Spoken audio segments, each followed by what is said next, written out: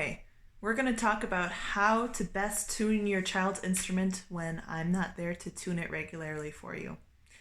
Now, you should probably check on your child's instrument probably once a week or so, and if you can be on hand to help tune while I'm checking their strings over their online lesson, that would be really helpful.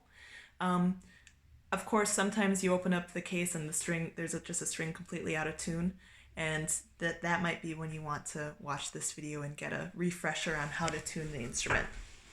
Now to start, there are a few mechanical things to pay attention to on the violin. We have 4 strings, of course. The E string, which we play a lot, especially at the beginning parts of violin, is the thinnest string. You can pluck it to see if it matches mine.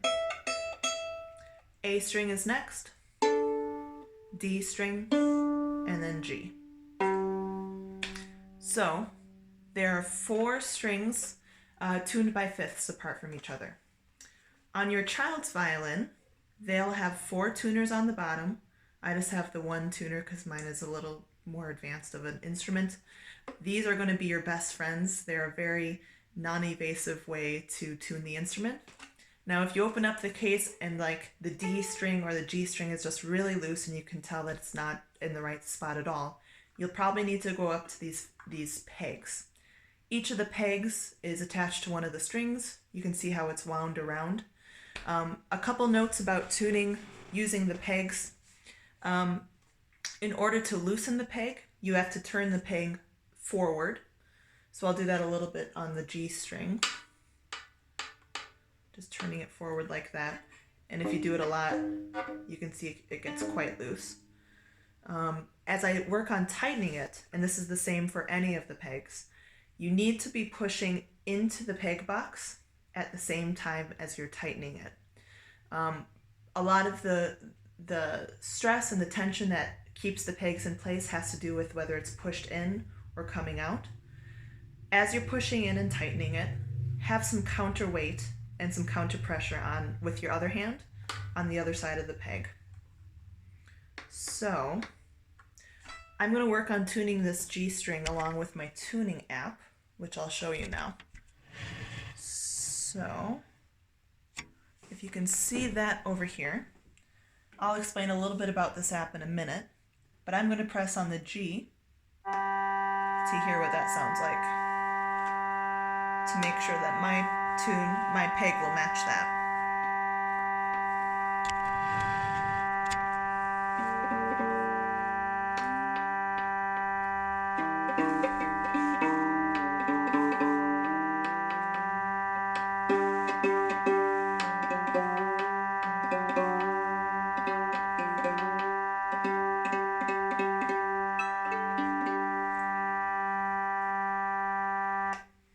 So you could see there, I wasn't using my other hand as a counter pressure. That's mostly because I was in control of it and I had to pluck the string to make sure it matched. But most of the time you want to be doing that counter pressure. Now the app that I would recommend you use, unless you have a tuning app that you know and that you like, is called the Guitar and Violin app. I'll try to find a picture of it. Yeah. Guitar and Violin app. Now the standard setting for this app is guitar, so you'll want to go back and make sure that it's on the violin setting. There's a setting button in the top right hand corner, and then you'll want to be sure it's on violin. Once it's on violin, you'll have the 4 strings at the bottom, so whenever you press the E string, you'll get a sense for how that E string should sound. It can get a little irritating after a while. A string, D string, and G string. You can just hit each of those as you're testing the strings to make sure that they're in tune. Now what I usually do is hit the note. I'll hit the A note for now. Once I get that tone in my ear, I turn it off and I either pluck the string or I play the string in order to make sure that the arrow lines up with the A that I'm going for. You can see it's reacting to my voice right now. It's quite sensitive. Like I said, you can either pluck the instrument to make sure it's in tune, or you can have your child teach you how to do a bow hold so that you can do a long stroke on the string to get a more consistent sound into the app for tuning. Now I'll just demonstrate a little bit of that tuning with the app.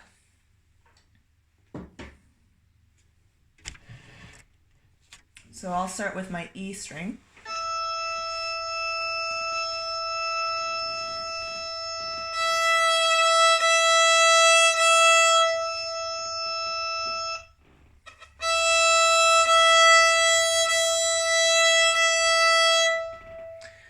Now my E string is a little bit high. I can tell that because there's the plus sign and the arrow is a little bit to the right of the E.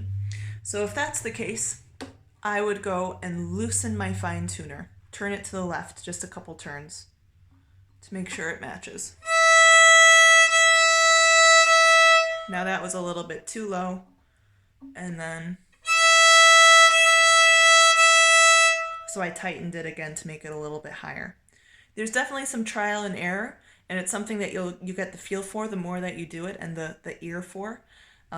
You're gonna over loosen and then over tighten for a while, so just be confident that you will eventually get to the tuning that you need.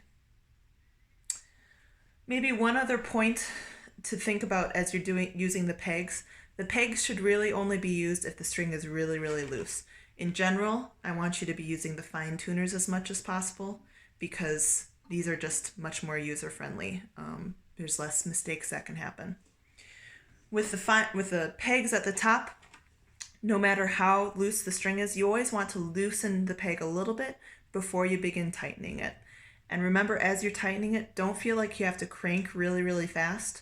That can actually cause a broken string, the string getting too tight and then breaking in half. That is not a fun thing to deal with, and it can even pop up into your eye, which is quite dangerous. So really be gentle and careful as you're doing this. This is why it's important for parents to be on hand and to be the ones handling this for a while before kids are ready. So E, A, D, G, as you're working on your strings. Stick with the fine tuners as much as you can, but go to the pegs if need be.